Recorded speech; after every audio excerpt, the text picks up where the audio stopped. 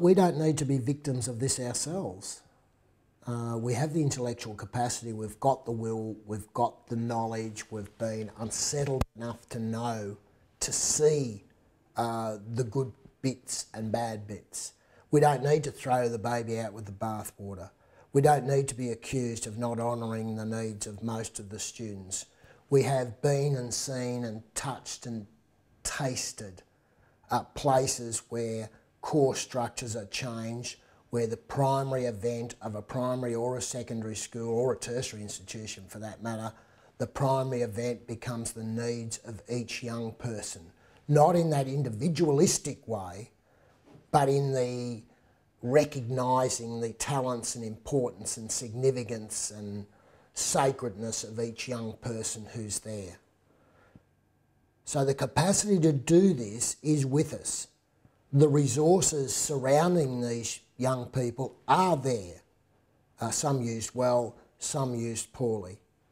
The persistence of people and the general professional understandings of people are easily strong enough to do something about this. It's how do we get from old ways to new ways confidently and competently? How do we encourage others to let go of things which seem to nurture them but don't?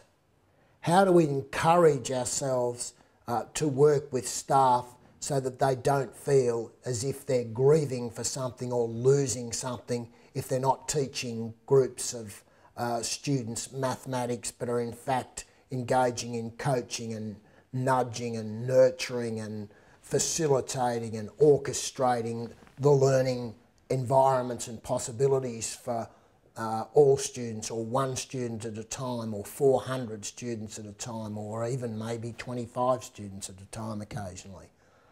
How do we get the courage to say that we know that it can't possibly be right that a maximised learning environment would have all students of the same age together? How do we have the courage to say that we know that, as we know now, that it couldn't possibly be true, it's best to have boys learning together only and girls learning together only? When are we going to get the courage to say that sometimes it is okay to have boys learning together and it is okay to have girls learning together, but as a structure for a school to only have boys working with boys all the time and girls with girls all the time is clearly a nonsense. It's clearly wrong. It's clearly a constriction of the potential learning environment for students. But because the way we structure the schools up, we have to make these decisions on core organisational structures, and in doing that, we have to compromise what's optimum. Well, are we at a stage? Is this a stage where we actually can make courageous decisions in this area and not lose confidence in the actual learning environment for each young person? Are we at that stage? Is this the point in history where people are going to say, at that point in time, they resolved to not compromise on the dignity of every single student?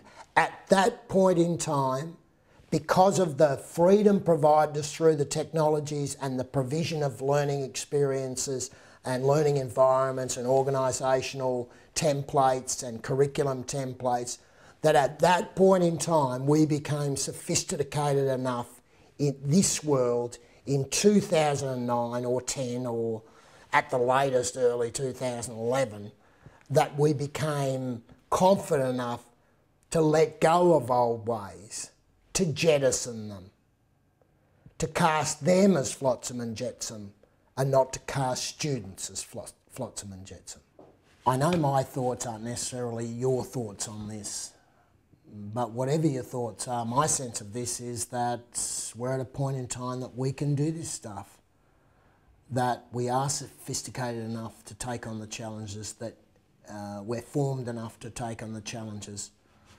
Eisner talked about idiosyncratic artistry, and if there's any call at any point in time in education, I think we're called to that. I think we're called to trust our idiosyncrasies, trust our judgment, trust our backgrounds, trust our love of students, trust our knowledge of what works and doesn't work. And most of all, trust ourselves to make brave decisions.